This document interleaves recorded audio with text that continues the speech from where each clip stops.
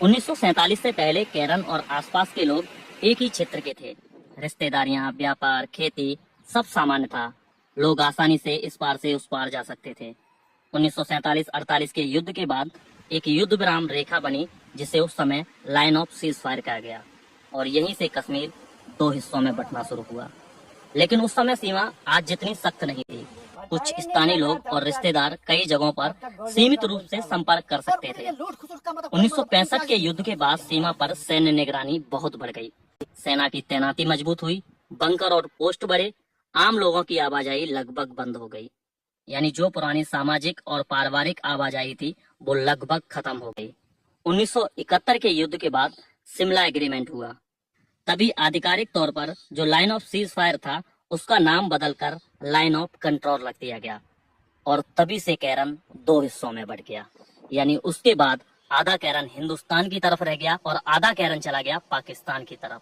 लोगों की आवाजाही बिल्कुल बंद हो गई। बीच में सिर्फ एक दरिया है जिसको हमारे यहाँ कृष्ण गंगा बोलते हैं और वो लोग इसको नीलम रिवर बोलते हैं। आपको दिखेगा तो जैसे हम यहाँ पे आए हैं, सेम इसी तरह से वहां पे भी कुछ लोग आए हुए हैं घूमने के लिए। मतलब ये दोनों ही जगह, या तो पाकिस्तान की तरफ से उसको नीलम वैली कह लो, या फिर ये जो हमारी केरन वैली है, दोनों ही टूरिस्ट अट्रैक्शन है। वहाँ पे भी उनके टूरिस्ट आते हैं और यहाँ पे हमारे टूरिस्ट आते हैं। हालांकि हमारे टूरिस्ट अभी यहाँ पे कम आ पाते हैं, क्योंकि यहाँ जो हमारा रोड है वो अभी पूरी तरह से तैयार। इस जगह पे बहुत सारे होटल बन चुके हैं, बहुत सारे होम स्टे हैं, लेकिन उस समय कुछ गिने चुने होम स्टे थे जिसमें से मैंने आपको दिखाया था। अगर आप लोगों को याद होगा, मेरी पुरानी वीडियो देखी होगी। भाई ये है अपने तोफिन भाई का जो घर है, और ये इंडिया का फर्स्ट पोस्ट ऑफिस है।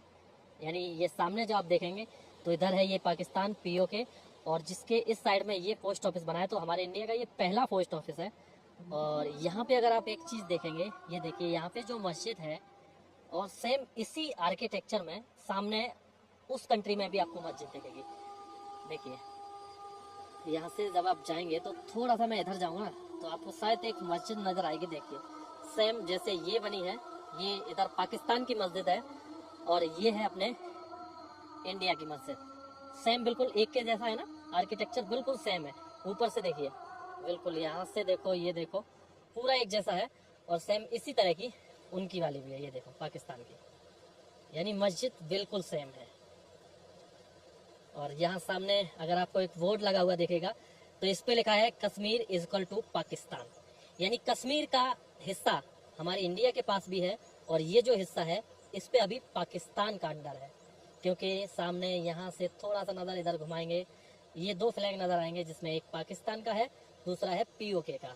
तो ये है वो कश्मीर का हिस्सा जो पाकिस्तान के कब्जे में है, जिसको हम लोग पीओके बोलते हैं, पाकिस्तान ऑक्युपाइड कश्मीर। काफ़ी खूबसूरत यहाँ के नज़ारे हैं।